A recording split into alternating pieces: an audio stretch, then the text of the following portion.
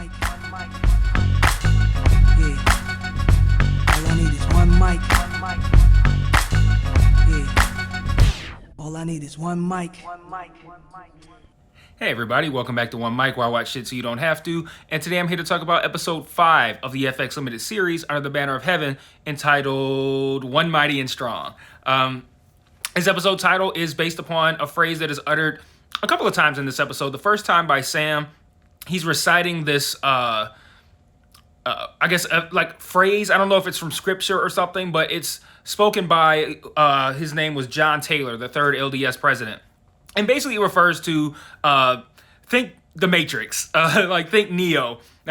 This one almighty and strong savior is going to come back and save the church after its failings, which from their perspective, these failings are the move away from the fundamentalist ideologies and into the more modern day ones. And so this one mighty and strong person is going to come back and essentially fix the church, save it, and bring it more back into that fundamentalist ideology times. And we find out in this episode that Ron believes himself to be Neo. He believes himself to be that guy. I thought this was a great episode. I think this show is kind of getting better every week. And I think the reason for that is we have seen a really great character progression here. I've enjoyed watching how the Laffertys that we saw in episode 1 are becoming the type of people who can commit the crime that they committed. And I think they're doing such a great job of escalating. I watch every week and I'm like, going into this episode, it was episode 5, going into it, I'm like, there's 3 episodes left. What all could they have to cover? I feel like they don't have 3 episodes worth of content, but no, they keep escalating and giving us more and more insight into who these people are and how they became the way that how they became the type of people to commit the crimes that they committed. And I found it incredibly compelling, especially these last couple episodes. They've been remarkable. So throughout this episode, we get a lot of information from a guy named Bernard Brady. We find out him and a guy named Onias were the other 2 people in Ron's car, the bearded people with the long hair, and one of them has a braided beard. So we found this out from Bishop Lowe. Bishop Lowe, we got the name. Did we get Bernard Brady and Onias from Bishop Lowe? I can't recall. I think so.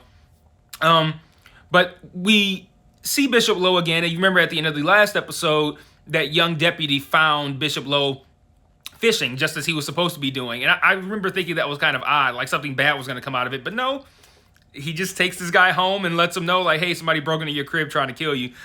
Just FYI.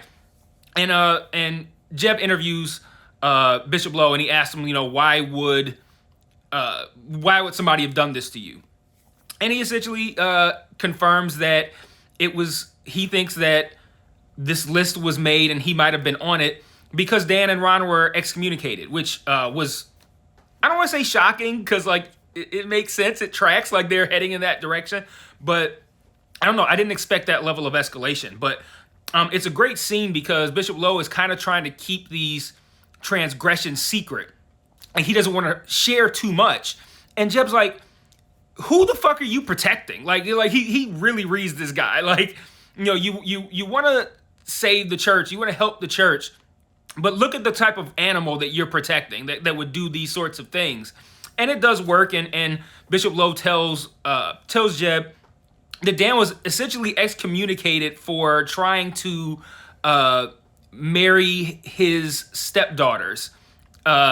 Which, I mean, asking your wife to marry her children or accept that her children will be fucked by her husband, except they're going to be my wives too, her own children. Incredible, chilling scene. He even essentially threatens her life if she doesn't agree to it, which is, man, that was a heavy scene. I'm still stuck on trying to remember, how do we get those names, Bernard Brady and Onias? Was it from Sam? I think it might have been from Sam. Yeah, I think it was from Sam. But yeah, I thought that the scene with Lowe explaining what happened to Dan, and then Dan us seeing that situation was it was pretty chilling. In another great moment, Taba actually checks the wife for essentially telling an abused woman to be a better wife to prevent the abuse. We see Ron cutting into the bishop over Dan's excommunication. And then we also see in the same setting, Brenda and Diana speaking with Bishop Lowe's wife. And yeah, she's essentially tells her just like, hey, your job is to be a great wife. So if he's beating the shit out of you, you must be doing it wrong. And like Taba checks him on this. And it's interesting how sound logic is looked down upon because it is given in a negative way toward their religion. And it's wild that like Jeb kind of like shushes Bill, and I think it's wild that like I understand that Jeb kind of like wants to use that angle, his angle as being a church member to get in with these people, and he's gonna know how to talk to them, and it won't be as an insulting way as an I don't know what the fuck I was trying. It won't be as insulting as the way Bill says it. And but at the end of the day, Bill is right, man. And like I feel like these people need to hear it that way because they've warped everything so much in their minds to protect the church, and it's all for the church. And I feel like they need to have someone outside of the church like telling them like, you realize this is really fucked up and you're complicit in this, right? Like so I don't know. I understand, but it's necessary for the show, and I enjoy that dynamic of Bill, trying to be the person who brings a little bit of reality into the situation and having to be talked down by Jeb, even though he's right, because Jeb needs to use that angle. So we meet Bernard Brady. We find out that he's a lot more bought into these fundamentalist ideas than he lets on with their whole cute little Pleasantville bullshit that they put on for the officers when they first get there. And he sends his wife off to make this lemonade with brown sugar, and we find out that he actually is kind of like into the polygamy idea, doesn't want his wife to know. He tells him that Diana was on the list. We confirmed that Ron abused her and that he was excommunicated for threatening Bishop Lowe, which we saw in the earlier scene, and also for abusing his wife. And in another scary scene, we see him like, they had the camera like behind a wall, so I couldn't tell at first if he punched the wall or if he like maybe like punched her into the wall. I couldn't tell, but really bad. And Bishop Lowe also tells them about this farm where he's like, once Dan got out, he talked about setting up this compound to where they could do what they wanted to do. In another great moment, Jeb reads the letter that Bernard wrote to himself. It's like this lazy fucking like insurance policy if the Laffertys do something wrong, because God forbid, no pun intended, that he actually go to the police and report criminal activity, because everybody in this fucking community will cover up anything in order to protect the church's reputation. Fuck, if you have to protect the reputation of a group of people who are marrying and fucking children, killing people, all this kind of shit, if that's the kind of church whose reputation you need to protect, you're in the wrong fucking church, man. And like, it's so wild the way these people are just manipulating everything to just keep the church protected. And rather than actually go to the police to report criminal activity, this guy writes this letter to himself, kind of like detailing everything. And this is a great scene, but what I love about this scene, and this is what it kind of hit me, is the way Andrew Garfield is playing this role. At the start of the season, he was kind of like a young, fresh-faced, optimistic detective. I'm exaggerating, obviously, but we've gotten to a point where everything he's seen has just hardened him, and he wears it on his face willingly, openly. He doesn't hide it. His frustration, his disgust, his anger, it's all on his face. And like, if you pay attention to this episode, you see just how much Andrew Garfield is just scowling and looking pissed off. And it's amazing to watch him work and watch him progress from a guy who was, just a hopeful church member who thought he was going to work on solving a murder, to a guy whose entire belief system has been flipped on its head. And it's incredible work by Garfield here. Andrew Garfield. I feel like if I just say Garfield, y'all gonna think I'm talking about that cat. So they go to Alan to drop a layout of this farm, and they take him with them because he's gonna know where it's at, and they take Bernard so that he can identify anybody who might be there. So they go to the farm in the morning. They don't find the Laffertys, but they find 3 Canadian women who presumably these guys were who Dan and Ron were married to, and they find a shirt and an armoire that has the list, and it has a letter threatening Diana on it. And the brothers have already left, and eventually Alan's gone too, and Bernard shares even more about Ron that he didn't want to share in front of Alan, especially given Alan's state. He was in complete denial about this letter that was supposedly written to Diana. And then at this point, they essentially run 2 stories side by side. They run one story. I don't know. Man, I don't know why I can't talk today. It's wild. That kind of shows Joseph Smith being set up to be killed. They do a cool thing with this letter where like the wife gives this kid a letter to deliver to Joseph Smith. 2 other guys come and take the letter, presumably read it, and then deliver different information. Because I don't think she was actually asked him to surrender.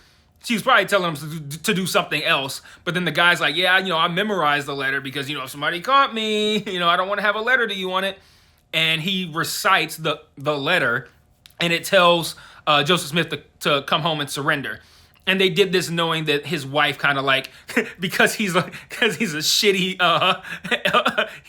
church member. He only has one wife and he listens to her. So they knew that they could use that to manipulate him. And they do that, and he comes back and he's killed for speaking out against their practices. And they bring in the much more extremist Brigham Young to replace him. And side note, if there have been comments, I have seen them, I haven't replied yet, but I will. But I've noticed I've been getting comments from people who are either, I guess, current Mormons, former Mormons. Man, I cannot talk today. And they've kind of like given me information on how this works. And it's interesting to me, this show, I didn't know shit about Brigham Young.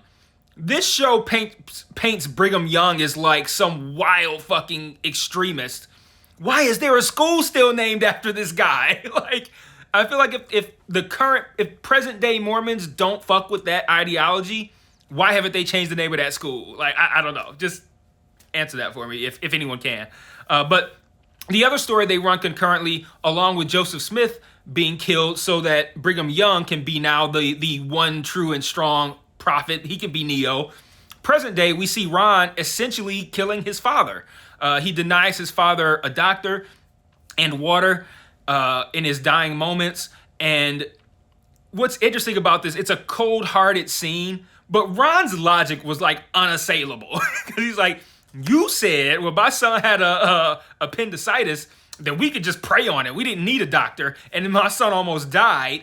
And you also beat the shit out of my dog for some chores that I fucked up. I had to watch that dog die. So, hey, keep that same energy. Now that you want a doctor, why don't you pray on it, motherfucker? Like, I wasn't mad at that at all. Like, I mean, it's fucked up to kill your own father, but like, that all I'm gonna say is that is unassailable logic. Like, I was like, well, I mean, he's right.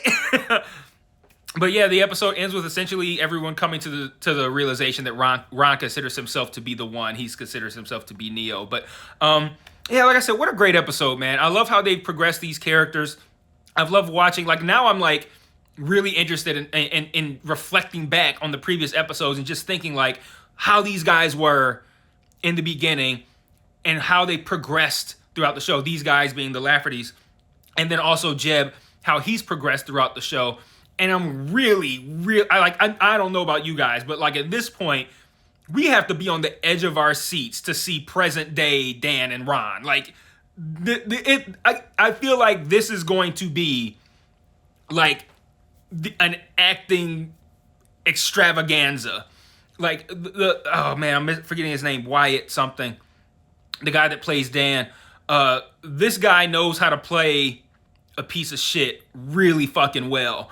and they're gonna put him in some long hair and a long beard. And I'm telling you, he's gonna eat it the fuck up, and I can't wait. But yeah, great episode. Let me know what you think in the comments, and I will see you guys next week for episode 6. Peace.